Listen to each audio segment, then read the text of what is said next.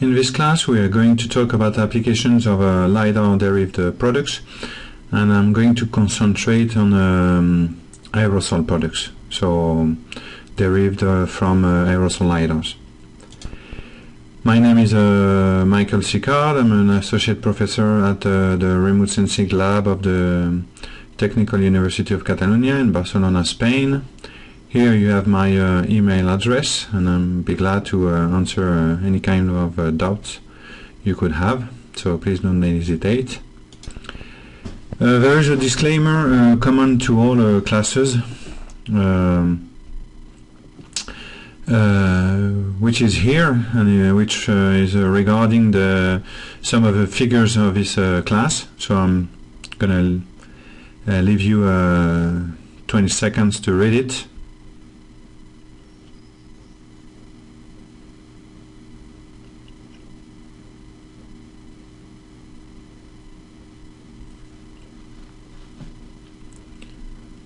Okay, thanks.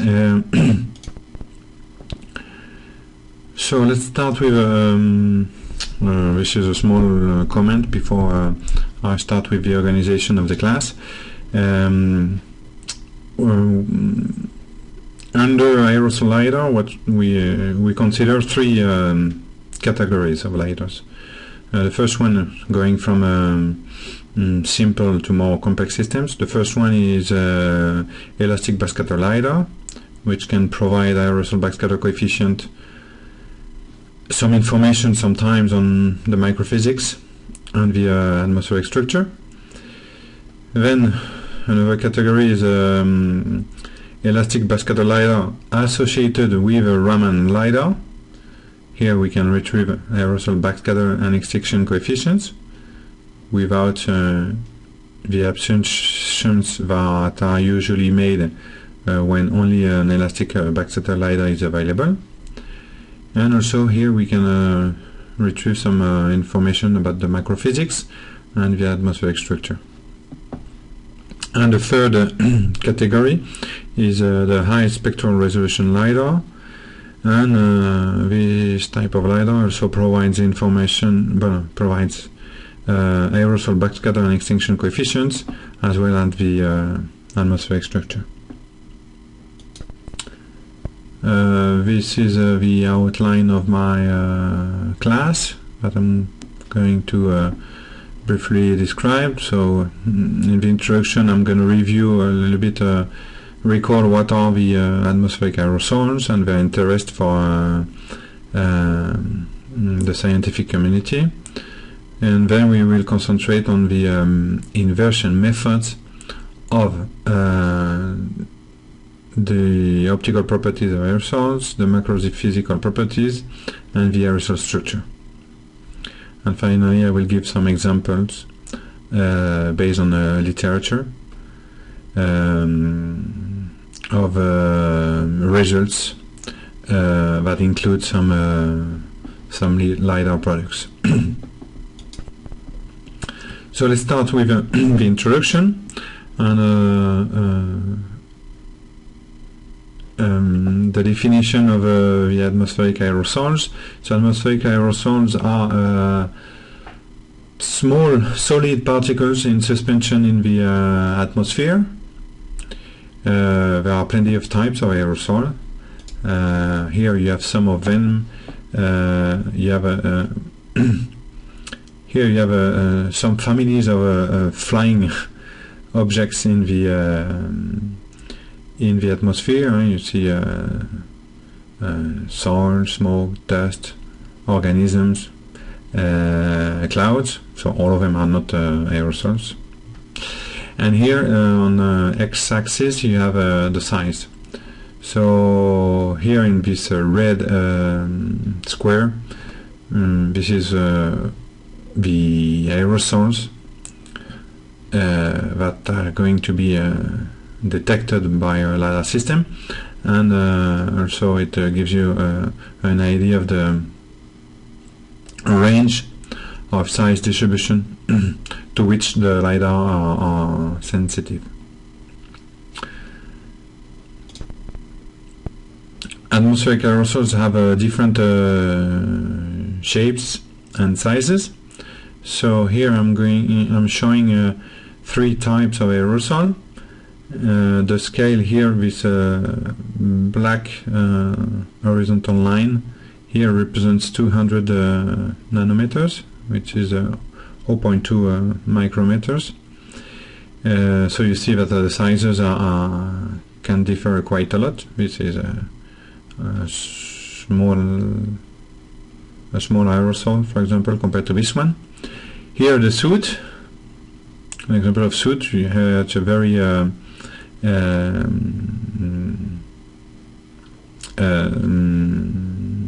heterogeneous shape. Edge smoke looks more like a small bulge, and for example, mineral dust has a completely random shape, as it is a small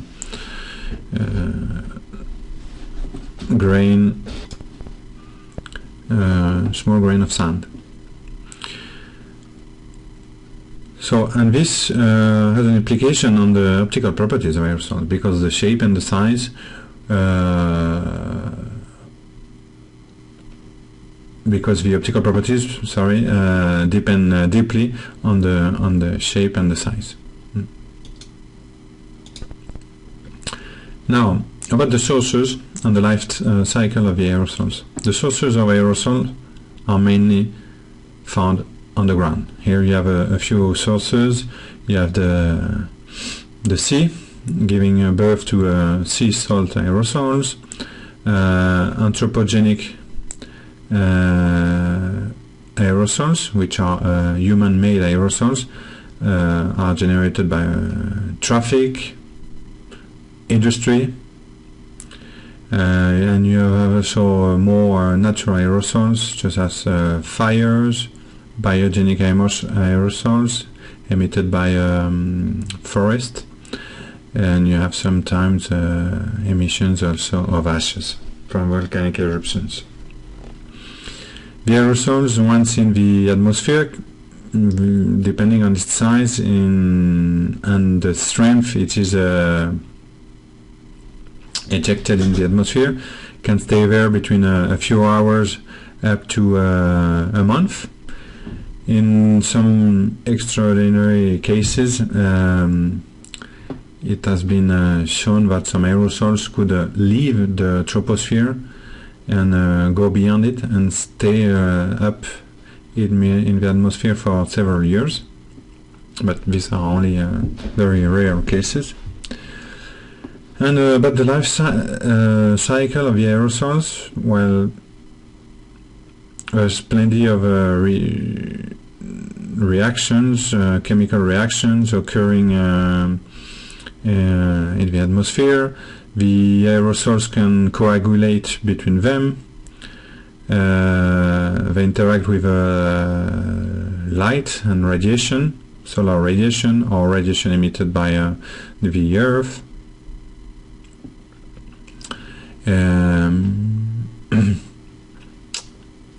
New particles can be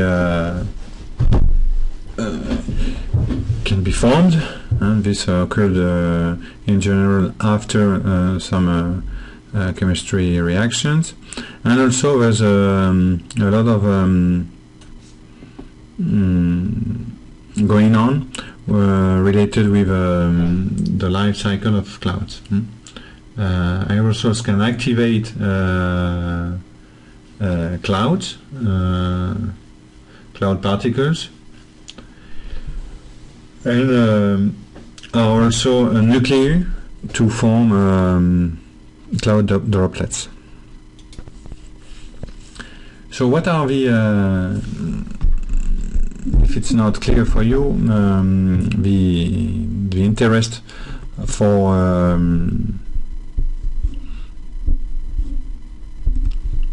characterizing atmospheric aerosols for the scientific community? Well, because they have an impact on the global relative budget. This is the budget, the energetic budget of the Earth atmosphere system, because they absorb and scatter light this has an impact, direct impact on the climate. As we showed also, they change cloud properties, which have an impact on meteorology. Cloud properties have an impact on precipitation, which is also linked to meteorology. And the aerosols at the end of their lifetime fall on Earth, so on land, on ocean, and they can feed some living species. So they have also an effect on ecosystems. This is not finished. Meteorology has a has some feedback on climate, and climate on health and human beings and living species. So there are lots going on about the aerosol in the atmosphere.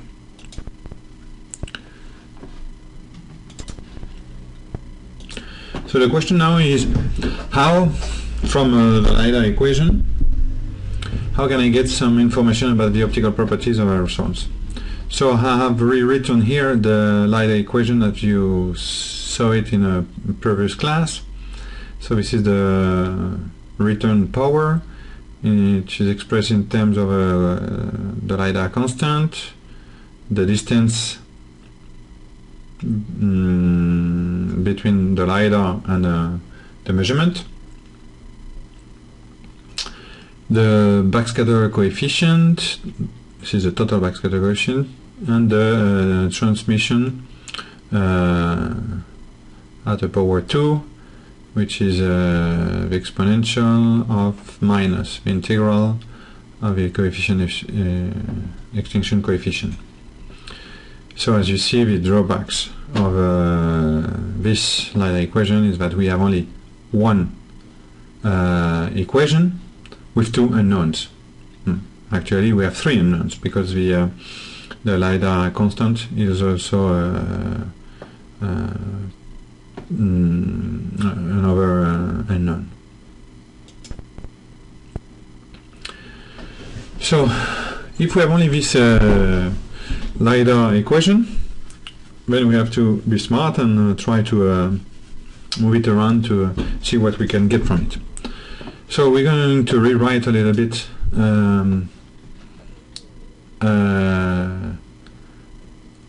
the return power. We are going to multiply it by r square, and this gives birth to x, which we are going to call that the signal, the range square corrected signal. So it's the same function again.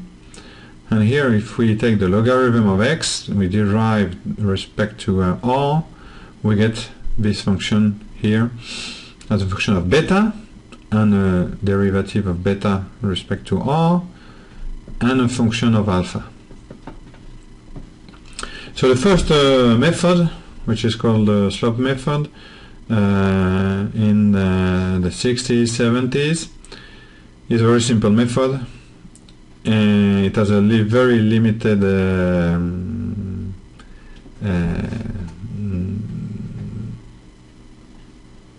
range of applicability, sorry, because you have to assume here that alpha and beta are not depending on the distance, and obviously this remove all the benefits from the LIDAR, which gives you the information as a function of distance.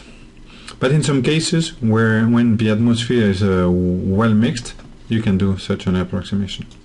And in that case, beta can be considered as a constant. Its derivative is equal to 0, and then you can write alpha directly as a function of x, which is a non, which is none. This is the range corrected signal at the distance of r. But obviously, the application of this method is very limited. So There is a more general method which is called Kled and Fernald. Kled and Fernald are two authors from the 70s and 80s, and I recommend that you read those two papers, who made up that the two-component inversion algorithm. So, in order to get to that solution, let's introduce and make the differentiation between the aerosol and the molecular components. So we're going to define here the aerosol LIDAR ratio as the ratio of the aerosol extinction coefficient by the aerosol backscatter coefficient. The same thing for the molecules, the molecular LIDAR ratio, which is known by the classical Rayleigh scattering theory to be a constant and equal to 8 pi divided by 3. And in that case, we can write the extinction coefficient as the sum of the aerosol component, written here as a function of beta, and the molecular component. Then I rewrite the logarithm of the range square corrected signal with this new definition, this new rewriting of extinction coefficient. Here I have omitted to be more clear of the wavelength dependency, and we have assumed also that the overlap factor is equal to 1. So let's now define this new definition of x. We just multiply x by this exponential here, in which this term is nothing else than the opposite term of of this function here.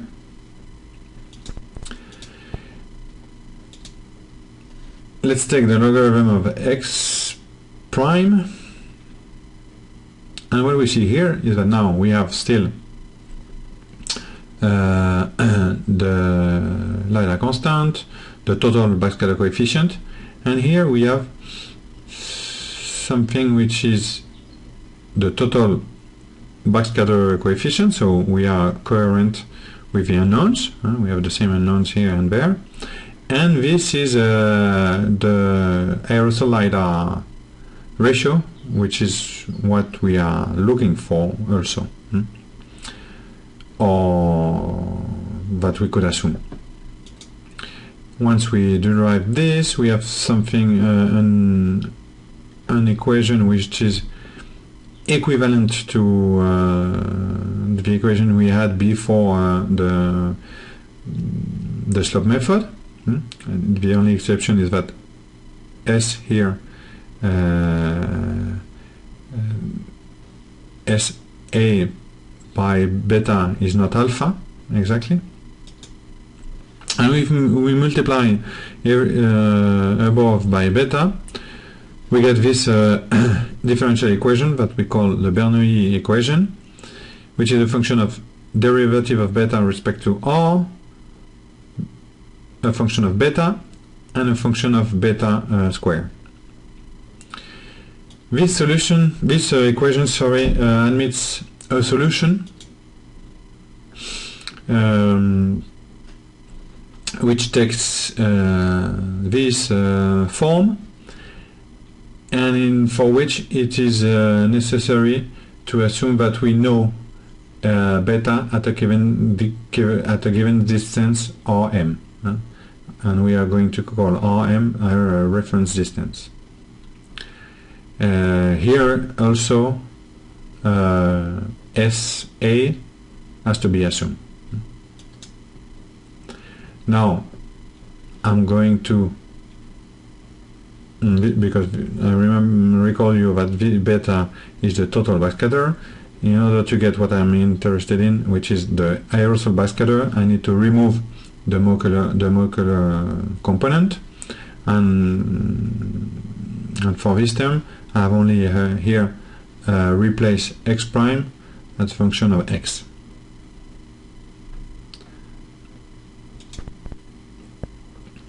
So now, if we look into a little bit more detail, there are two ways to write that solution. One is called the forward solution. When Rm, the reference distance, is close to our system, and R is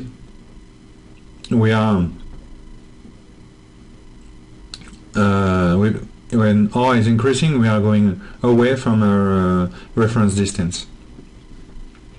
So in that case, we change the sign here and inverse the two extremes of integral.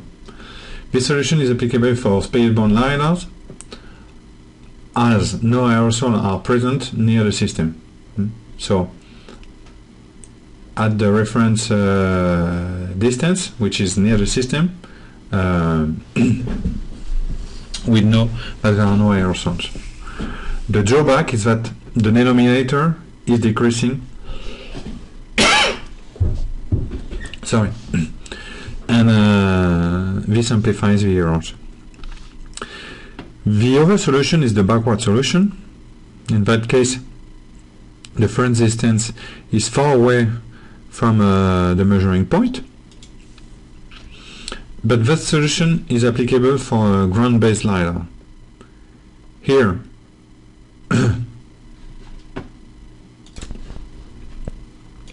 we start the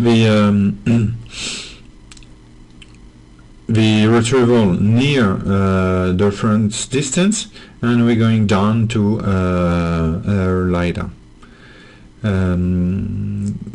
The drawback is that it's mandatory to find an aerosol-free region far from the LIDAR. It means in the region around the reference height. Another drawback is that the noise in the cell at the reference distance affects all the rest of the profile. And please remember that in both cases the vertical distribution of the aerosol LIDAR ratio has to be assumed. Another variant of this method, which is an improvement, is by constraining the aerosol optical thickness, the AOT, by that from a sun photometer, for example. So we have a sun photometer which is able to measure the AOT in the whole atmosphere, which is the integral alpha. And how works this iterative method? Well, we calculate, we first have to guess the first value for the aerosol LIDAR ratio. We put it in a Euclid-Fernald method, retrieve a profile of alpha, integrate this profile of alpha, and get a LIDAR derived AOT. If it's equal to the sun photometer AOT, which is taken here as the truth, then we keep this value of LIDAR ratio. If not, then we go back, change the value of LIDAR ratio, do another evaluation, calculate a new profile, and check again if we have come closer to the true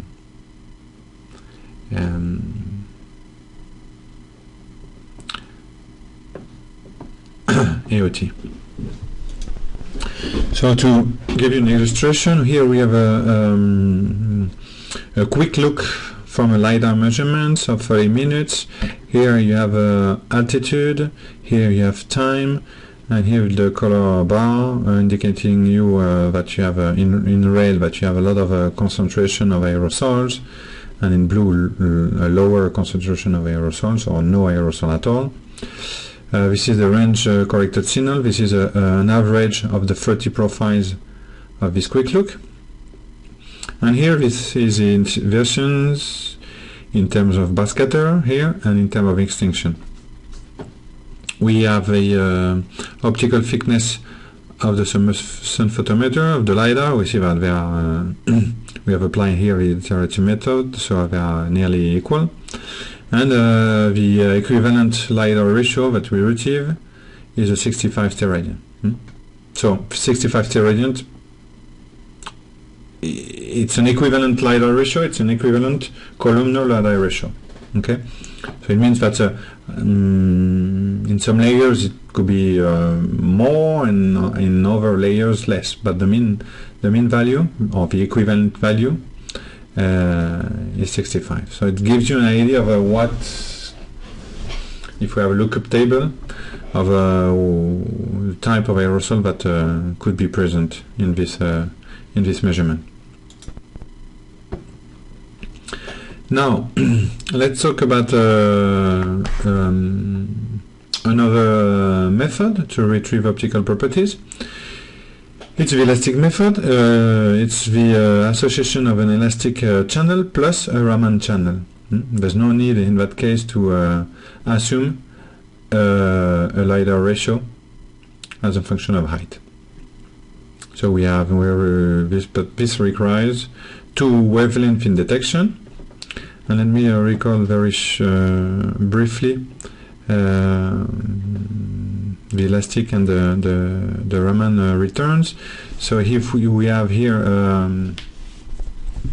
wavelength in emission, we have a very high peak here, and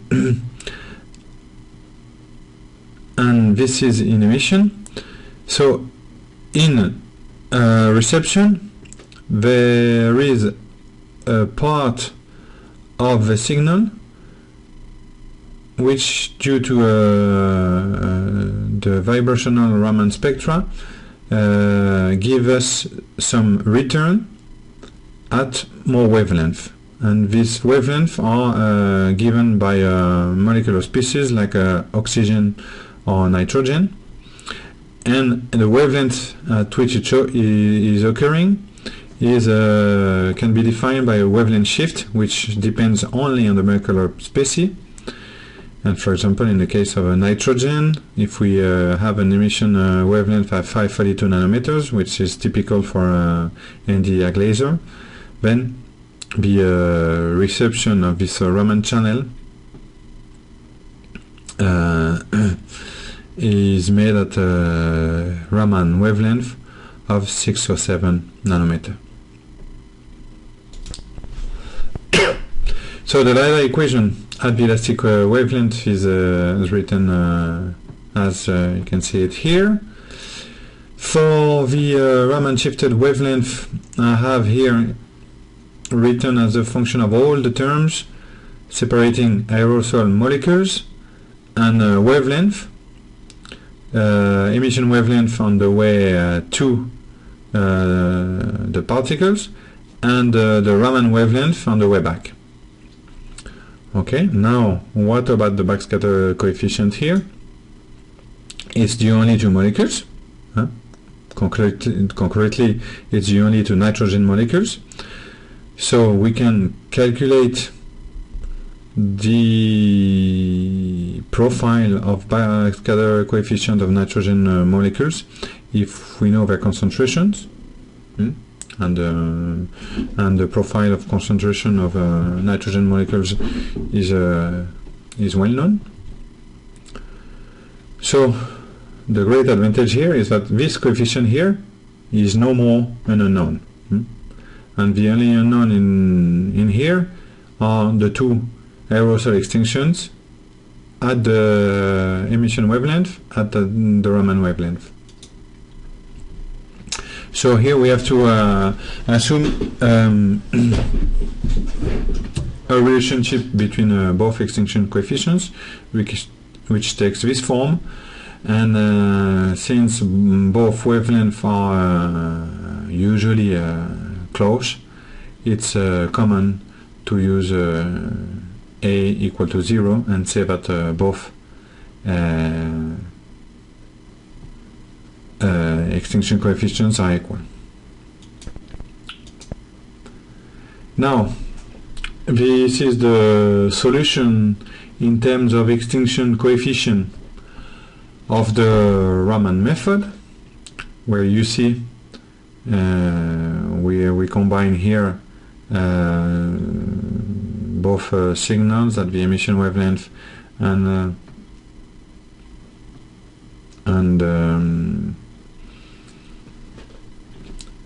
the nitrogen concentration profile. We take the logarithm of that, derive it with respect to R, remove the two components due to molecules, and in case the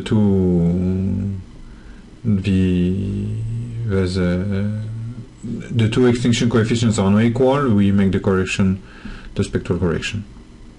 Now for the backscatter coefficient,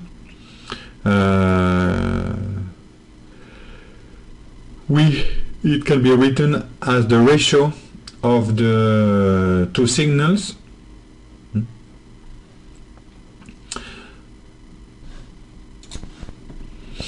plus the correction of the transmission terms. So here you have to you need previously to retrieve the extinction coefficient in order to retrieve the backscatter coefficient. So the drawbacks of the Raman method are that the Raman signal is very low because it's not a direct excitation of the molecules, and the detection is usually only possible during nighttime operation. And also there's also a difficulty, a mathematical difficulty, is the derivation of a signal which usually has a strong noise associated. So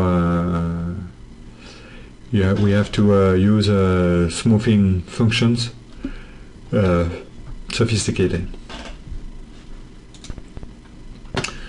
And the third technique to retrieve aerosol optical properties is the higher spectral resolution technique.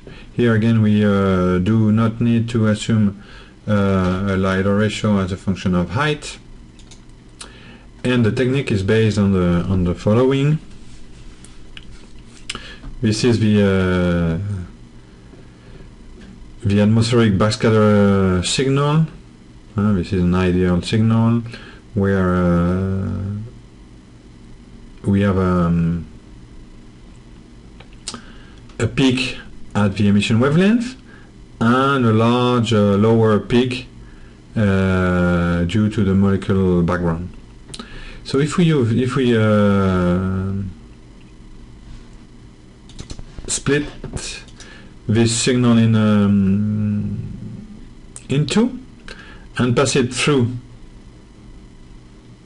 one of them through a filter which has a rejection band just in the middle where the aerosol signal is, we get something which is proportional only to the molecular signal.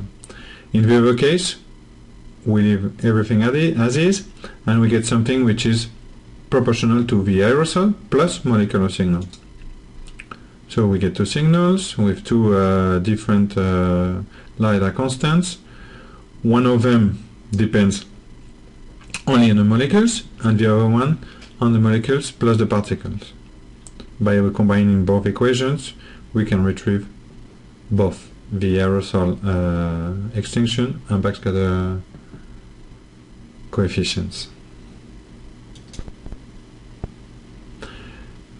Now, there are also another category of algorithm to retrieve optical properties, and they are based more now on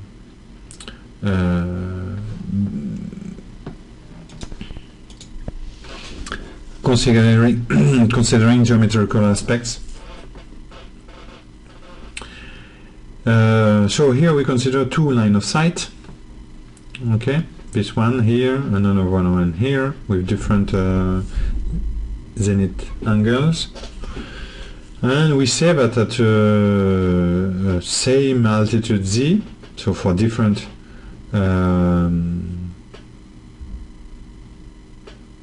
ranges, distances from the system, that the optical coefficients are equals.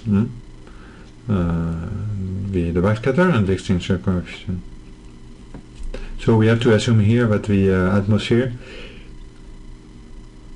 is horizontally stratified.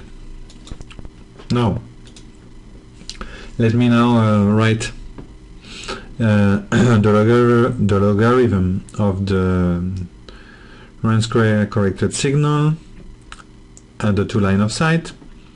And what we see here is that we have common terms, which are this one, ln k plus ln beta are the same for both of them, and the only one that are different are those last terms here. If we combine both equations, we can retrieve first the optical thickness and then the backscatter coefficient. The drawback of the method is that signal-induced noise prevents from derivating the optical thickness to get the extinction coefficient. So we usually keep only the aerosol optical thickness. And another problem is that the method is useless in non-horizontally homogeneous atmosphere, and this is a strong limitation. Now, a more advanced 2D algorithm is the use of multi-angular measurements. We consider now n line of sight. We can write the LIDAR equation in terms of Rand square corrected signal for all line of sight, and if we plot the logarithm of x as a function of this factor here, -2 divided cos theta, we should get a line according to that, whose slope should be nothing else than the optical thickness. So if we use a least mean square method, we can easily retrieve that that slope and retrieve the optical thickness.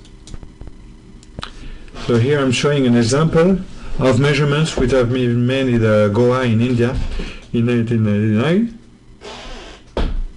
in the framework of the Indo-X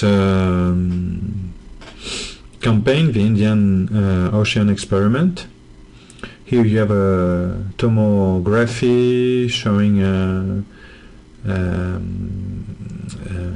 interpolated, these are not continuous measurements, but they are like, I believe, between 13 and 15 line of sight here, which have been interpolated.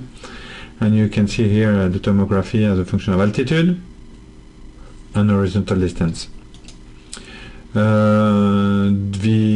multi-angular algorithm has been applied, and we get here the AOT as a function of altitude. The AOT should be strictly increasing, and it's not the case here because of some failure of the method, but it's generally it's increasing. And here by you can find some regions where it's the increase is more or less constant, and the slope here, so the AOT as a function of height, should give us an order of magnitude of the extinction coefficient. Now, after that, I have also here retrieved the profile of the backscatter coefficient and compare it with the Clet-Fernand method where I have assumed different values of the LIDAR ratio. And when we can see, okay, the multi-angular algorithm results are in this solid line here, but it agrees in some region of the atmosphere with Clett-Fernand inversions with a given LIDAR ratio, and in other regions of the atmosphere with another value of the LIDAR ratio. So here, this method is a little more accurate than the Clett-Fernand method, as the coefficient of backscatter, the profile of a backscatter coefficient is not depending on the LIDAR ratio. Now, about microphysical properties of aerosols. I'm going to be very brief on that subject, since I have only that slide. There's been lots of things going on in the late 90s. About the shape, it's possible to retrieve some information about the shape of the particles with a relatively simple system with one backscatter channel plus one depolarization channel. I'll let you go to this reference if you need more information on that. And about the size, where we have here I have reference four categories of algorithms. Those ones here are more complicated, which require only LIDAR profiles to retrieve some information. Here you combine LIDAR profiles plus sun photometer measurements. Here you combine LIDAR profile plus satellite optical properties. And there's also this method more simple with one backscatter plus one depolarization, which in some given cases allow to retrieve information also on the macrophysics. So let me explain briefly what are those coefficients here. Here this is the effective radius of the size distribution, the single scattering albedo, the mass concentration, and the refractive index. Also, some algorithm can also give you information on volume concentration for different modes, the fine and the coarse mode. The fine mode is for small particles, the coarse mode for large particles, and also information according to the shape, if the particles can be assumed spheric, or if they are not spheric and they have the shape of they are spheroids. All those parameters are resolved in distance.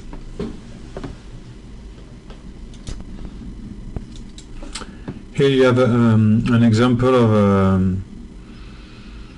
of an intrusion of Saharan dust. So here you see lots of aerosols up to 6 kilometers, and here a comparison between several of those methods, where you have separately you have the profile of the coarse mode, of the fine mode with one algorithm.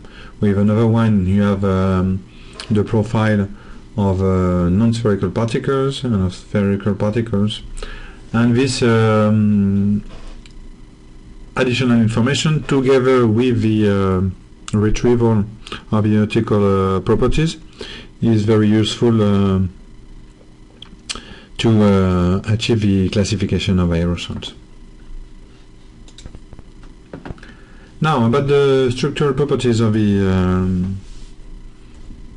atmosphere. So before we talk about the methods, let's briefly maybe refresh your memory on the structure of the atmosphere of the low atmosphere. It's usually so we are talking about up to the tropopause. So we have usually a mixed layer close to the bottom, plus a free troposphere above. Also, we have also a surface layer, very narrow and very close to the ground. The mixed layer is marked with a clear diurnal cycle. It's rising during the day and dropping during nighttime. Sometimes it's strong enough to leave a residual layer a little higher, which can incorporate itself again the day after in the new mixed layer. And we call an entrainment zone this layer here between the mixed layer and the free troposphere. So the free troposphere is not always free of aerosols. When we have a long range transport aerosols, they often occur in this layer. Here you have a quick look, a daily quick look of measurements made in Paris, showing a clear rising of a clear development of the PBL during daytime, and the residual layer here from the day before. Now the PBL height is useful for characterizing the diurnal and the seasonal cycle, and also it's very useful in modeling, because it characterizes the dilution of because the dilution of contaminants occurs into the PBL. So it's very important to know its height. The behavior of the PBL, so the dynamics, is determined by many processes, but three of them are the dynamical and thermal forcing at the surface. Then, at a larger scale, synoptic divergence and advection also affect the PBL behavior, and also summital entrainment, what's occurring between the entrainment zone and the free troposphere. Aerosols are mainly produced at the surface, and they are considered as tracers of the PBL height. So, some techniques of extraction. One of them is based on the fact that the entrainment zone is characterized by large gradients of quantities such as concentration or backscatter. So here we used method of gradient or wavelet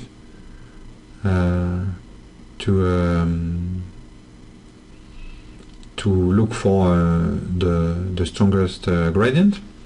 And also another method is based on the fact that the interface separating the PBL and the clean air above is normally strongly convoluted, and here we use a variance method, and here again we look for the maximum of the variance profile. So here you have a list of advantages and drawbacks of each of the method. The variance method, for example, is biased by backscattering enhancements. If the backscatter is strong and constant, then the variance is going to be low. The gradient and the wavelength method are applicable to single profiles. And also the analysis at low altitude, for example in clear atmospheres, are required to overcome overlap factor problem. Now we are going to concentrate on those two methods, the gradient method and the variance method. The gradient method is quite simple. It consists in looking for the minimum or the derivative of the square range corrector signal. You can also do that with the second derivative or the derivative of the logarithm. I recommend that you have a look at the paper by Sika et al., but I will mention later. The community recently showed that the wave method is equivalent to the gradient method applied to a especially low-pass filter. And the variance method now is consists in looking for the maximum of the profile of the variance of the square range corrected signal. In the literature, those two heights determine the PBL depth, which is considered to be in the middle of the entrainment zone. So here I'm showing an example of a diurnal cycle of a very clean situation. Here we have a clean PBL with nothing above. You have the rising as the day goes by. You have the raising of the PBL and then the decrease. Here you have the derivative of the signal. You see that the two methods in black and in purple are in quite good agreement. Here we have a 1 point for estimation of which the PBL height determined by radio sounding at noon. So you see a discrepancy here, which is probably due to the fact that the radio sounding and the LIDAR measurements are not made at the same time, and also to the fact that the LIDAR retrievers here are representative for half an hour of measurements. But now, all the situations are not exactly as easy as they are in the example I just showed you, because if we look at this quick look here of more than 12 hours, you see a lot of structures. So you have a very strong returns here, because are seen without any doubt they are clouds, but you see that you have structure here up to 6, 7, 8 kilometers of aerosols, which are going to give us some multiple minimums and maximums in the gradient and in the variant methods. So the application of those methods is not easy, and so far they have not been made automatic in retrieval algorithms.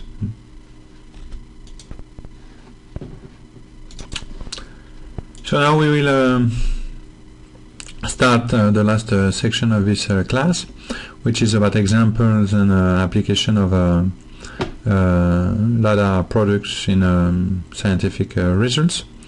And nowadays, one thing you have to know is that LIDAR products are always analyzed using multiple measurements and tools. So for example, we also use when analyzing aerosol processes, we also use satellite data. I have listed here some parameters, but there are lots of them. Maybe here the most important, the AOT, the aerosol optical thickness for the fine and the coarse mode, the aerosol index also, which is can be measured by some satellite, which is an indicator of the absorbing particles, and also the total columnar content of gases, such as CO, NO2, or ozone, which is a tracer of contamination. Ground-based measurements are also quite useful. Ground-based measurements can be made by passive instruments, and we get again the AOT. We can also measure shortwave and long-wave radiation. Ground-based measurements can also be made in situ. In that case, we get at a precise location, we get aerosol size, number, chemical composition. and we can relate that to our LIDAR profiles. Modeling are also quite useful when interpreting LIDAR products. Mostly back trajectories can help to find the origin of the aerosols. Dust transport model can help to confirm the aerosols observed. Chemistry transport models, climate models, regional and global. There is a database very useful developed by NASA, which offers a multitude of products from several satellites, and it's all concentrated in one place, so it's very useful for that. You can download images, but you can also download data and also 3D maps. So this is the home page of the Giovanni webpage. You can see here all the satellites or the sensors onboard satellites available. And here I'm going to show you an example of a product. We check here the aerosol optical depth at 555 nanometer from Terra Modis. We have also selected one particular day, the 31st of July 2007, and for the region of USA, and this is the map that I get. You see that you have the AOT with this color bar here from the whole country of the United States. Aerosol optical depth 31st of July 2007. You have lots of high values here and here in Canada, and very clean values in those areas. Now, the very last part now of my class is going to be about the application of LIDAR products, and I'm going to show you here.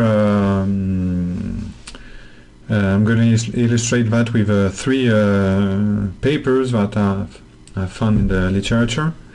The first one is a paper by Perez et al. In 2006, where the authors have used CWIFs, which is a satellite in space, CWIFs images for a dust event in June 2002. Here we see that the plume here is in between North Africa and Spain. Here it has moved toward the east of Spain. Here it's over the Mediterranean Sea, and here again you can see the plume. It's quite gray here, so the event was quite intense. The plume is here in these green circles on the LIDAR profiles that goes from 13th of June until 22nd of June. You see clearly the layer in the troposphere here and here and here. And this event was also followed by the dust model DREAM, which reproduced extremely well compared to the LIDAR the altitude and also the magnitude of the event. So we see that this strong layer here was indeed present.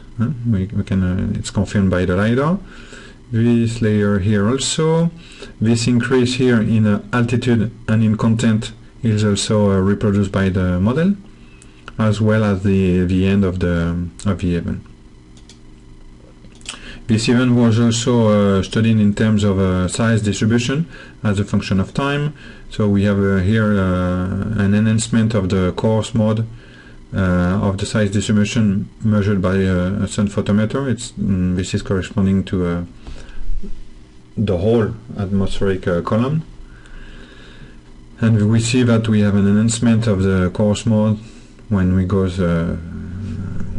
into the heaven from the 14th to the 17th, and then that the coarse mode is diminuing at the end of the heaven. The second example is also an event of saharan dust outbreak, but now it goes from Africa to the Caribbean. And you can see here very well on MODIS images, so MODIS is another satellite. You can see very well how the plume leaves the coast of Africa and goes westward towards the Caribbean. And here in the middle of the heaven we have a new ejection of dust from the African continent, in the same, which stays in the same area, so close to the African coast. This event was also followed by Calypso satellites, which are you can see the overpass of the satellites here, and this satellite carries on a LIDAR. So we have a LIDAR profiles from space. And here is this nice pictures going showing us so the space LIDAR quick look here that we usually call a curtain, from east to west, and from August 17th to August 20th. We have also overlap on this picture back trajectories of the plume. And you can see very well that the back trajectories are quite well located on the position of the plume. The plume, which is detected very clearly, which is with D here, indicated with D's here, on the spaceborne, by the spaceborne LIDAR. You can see the plume moving westward, losing a little bit of intensity, but still present up to the Caribbean. And the last application I'm going to show in this class is a recent event of the eruption of the Eyjafjallajökull volcano in Iceland in 2010. Which was observed in the Iberian Peninsula by 4 systems in Évora, Madrid, Granada and Barcelona. So the first time the event was detected in the Iberian Peninsula was on the 6th of May of 2010. And you can see here you have 2 dispersion models giving you giving us an estimation of the dispersion of the plume, and both models here are showing that the plume should be very light above the Iberian Peninsula, and it's the case on the 6th of May. Madrid is not detecting nothing, but you can see that in Évora and Granada very thin profile, very thin filaments, very thin structures are detected here at both stations. The day after, on 7th May, both models predict a little bit more of ashes above the Iberian Peninsula, and it is indeed detected by at least three stations. In Évora we see stronger structures here at between 2 and 3 kilometers. Also in Granada at higher distance, and also in Madrid. And on the last day of the event, on 8th May, the main plume of ash seems to have moved to another place, but some residual layers seems to be on the east part of the Iberian Peninsula and on the Mediterranean Sea, and some ashes were detected in Granada here at 2 kilometers, and also in Barcelona in this layer here. So it's very interesting to see how LIDAR profiles can confirm the presence of a type of aerosols, which was forecast by a dispersion model. I'm now coming to my to the conclusions of the class. So, in 4 points: the impact of aerosols on air quality. The concentration and sources are near the people, so it's a hard topic. And on the climate, especially on the radiative forcing, is linked to their special 3D distribution and their physical properties. So the LIDAR is without any doubt a powerful tool to observe aerosols. It's used locally when you have a ground-based system, can be used at a regional scale when you put a system on board an airplane, and at continental and global scales by using or space-borne systems or networks of ground-based systems. Complex multi-wavelength systems are necessary to get information without any kind of hypothesis such as extinction coefficient, size, concentration, and simpler systems such as backscatter elastic systems can be and should be combined with cooperative instruments such as sun photometers or nephelometers to get profit of the information. Finally, LIDAR systems is the most robust and accurate instrument to retrieve the aerosol vertical distribution in remote sensing applications.